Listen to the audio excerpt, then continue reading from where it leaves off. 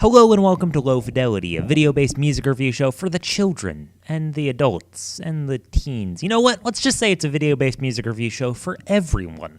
My name is Connor Klang, and I'm your still faceless host. Let's get this party started. The year was 2000, and the boy band war still raged through the land. There were many factions at war, but the primary ones were NSYNC and the Backstreet Boys, two bands armored with their good looks, catchy songs, and billions of screaming preteen fans.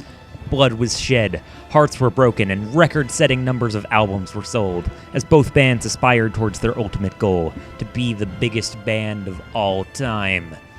However, fame proved fleeting, and the war proved all-consuming, as only one member of the storied band survived with his superstar career intact. His name was Justin Timberlake. Justin Timberlake was a member of the massively successful boy band NSYNC, but due to a want for creative control, or perhaps a want for unshared fame, split off from the band to release his first solo album, Justified. While NSYNC's music was well written, Justified was something different, with serious R&B influences and production from renowned hip-hop producers the Neptunes and Timbaland, combining to make a maturer and altogether different sounding album that was generally considered to be pretty damn great. And Timberlake's follow-up, Future Sex Love Sounds, was something else entirely, an eclectic mix of rock, pop, funk, electronic, and who knows what else that immediately dominated pop radio, while not sounding quite like anything anyone had heard before. Timberlake and Timbaland created an album that was as catchy as anything they'd done in the past, but was also very experimental, and it was widely considered to be a pop masterpiece. And after taking a hiatus to become a comedian and movie star, Justin Timberlake came back earlier this year with the 2020 Experience, once again with Timbaland producing. Here, Timberlake made an album that looked to the past and future at the same time, combining old-school pop and soul influences with inventive production. The 2020 Experience's songs were very long, with most of them over 7 minutes, and featured extensive beat changes and had melodies and grooves that changed over time, and as a whole it sounded new and fresh and fantastic. Justin Timberlake had done something very few pop artists had done before. He made 3 great, distinctive pop albums that all showed his growth and evolution as an artist, while also selling millions of records every time and containing singles that dominated radio.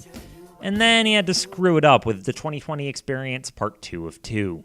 Timberlake has said, promoting his new album, that the 2020 Experience was intended as a 2-part album from the beginning, but I have my doubts. It seems instead that Justin Timberlake released the 2020 Experience and said, wow, that made like $1 billion. I bet if we made another album, we could make even more money. And then he took a bunch of B-sides and songs that weren't good enough for Part 1 and threw on a newly recorded single so that there'd be something the radio could play, and released it as the 2020 Experience Part 2. And as a result, Part 2 sounds less like a cohesive album that it's being sold as, and more like a scattered bunch of B-sides. There's nothing connecting any of these songs to each other, and as a result, the album doesn't flow at all. And that doesn't matter as much in pop music as long as the songs are good, but the songs here aren't really good at all. A few songs keep the extreme length that defined the 2020 Experience's songs, but fail to have its great production and beat changes, and as a result, they sound really disjointed and repetitive.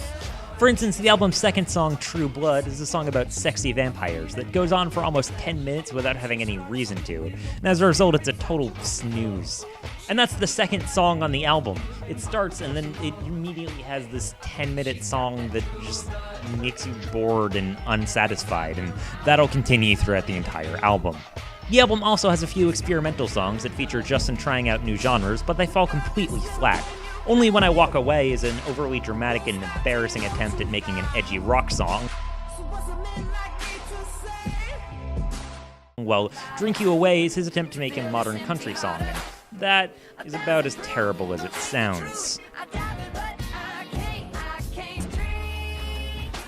And the album also has a bonus track on the end called Pair of Wings, which is Justin Timberlake making an acoustic love song that sounds like something that should have gone on Justin Bieber's acoustic album. It's really kind of terrible, and I don't like it at all.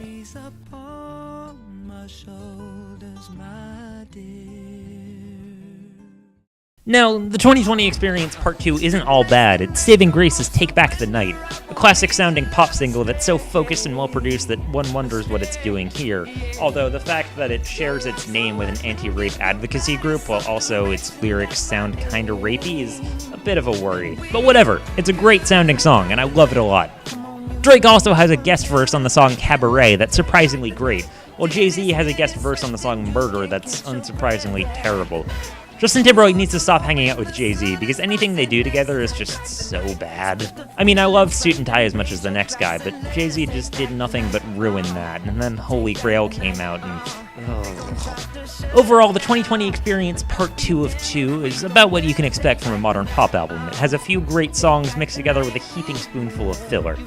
But the 2020 Experience Part 1 was a cohesive collection of instantly classic pop songs that sounded experimental and effortlessly catchy at the same time. And calling this album Part 2 of the same thing is an insult. If you haven't heard the 2020 Experience, seriously do so. But if you liked it and are expecting the second part to be as good as the original, don't, because it's nowhere near as good as the original was. It's a totally skippable and shockingly bad album, and it left me seriously disappointed, and I don't have too much else to say about it just because of how bland and boring it is.